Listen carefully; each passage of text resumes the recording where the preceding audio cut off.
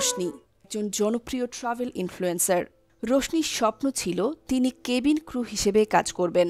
তার বিমান সেবিকার স্বপ্ন পূরণ করার জন্য তিনি অনেক পরিশ্রম করেন। তারপর স্পাইস জেটে তার পেশাগত যাত্রা শুরু হয়। পরে তিনি এয়ার ইন্ডিয়াতে যোগ দেন এবং আন্তর্জাতিক ফ্লাইটের দায়িত্ব পালন শুরু করেন। মাত্র ২৭ বছর বয়সে তিনি একজন অভিজ্ঞ কেবিন ক্রু হয়ে ওঠেন। ১২ জুন ২০২৫ রোশনি ছিলেন এয়ার ইন্ডিয়া ফ্লাইট 171-এর কেবিন ক্রু।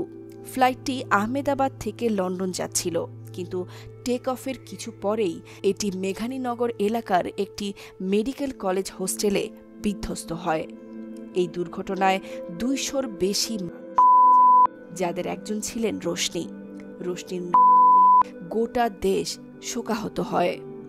রোশনি ভারতের মহারাষ্ট্র রাজ্যের ডোম্বিভলি শহরে তার বাবা রাজেন্দ্র, মা রাজশ্রী এবং ভাই বিঘ্নেশের সঙ্গে ডোম্বিভলির নাভ উমিয়া কৃষ্ণা সোসাইটিতে বসবাস করতেন।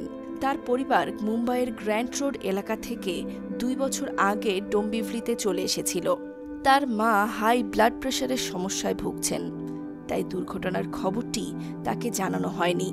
রোশনি একজন উদ্যমী ও স্বপ্নদ্রষ্টা তরুণী, যিনি তার কঠোর পরিশ্রম ও অধ্যবসায়ের মাধ্যমে আকাশপথে উড়াল দিয়েছিলেন। স্কাই লাভস হার এই নামে রোশনির একটি ইনস্টাগ্রাম অ্যাকাউন্ট রয়েছে। সেখানে তিনি বিমানের মধ্যে বিভিন্ন দেশ শহরের ছবি পোস্ট করতেন এবং ৬৮,০০০-এরও বেশি ফলোয়ারের একজন ট্রাভেল ইনফ্লুয়েন্সার হয়ে ওঠেন। তার পোস্টগুলো থেকে বোঝা যায় তিনি ভ্রমণ ও জীবনের প্রতিটি মুহূর্ত উপভোগ করতেন। রোশনি এমন একজন তরুণী যিনি তার নিজের জীবন ও স্বপ্ন দিয়ে প্রমাণ করেছিলেন সাহস, অধ্যবসায় এবং ভালোবাসা দিয়ে মানুষ যে কোনো উচ্চতায় পৌঁছতে পারে। তার জীবন আজ অনেক তরুণ তরুণীর জন্য অনুপ্রেরণার উৎস।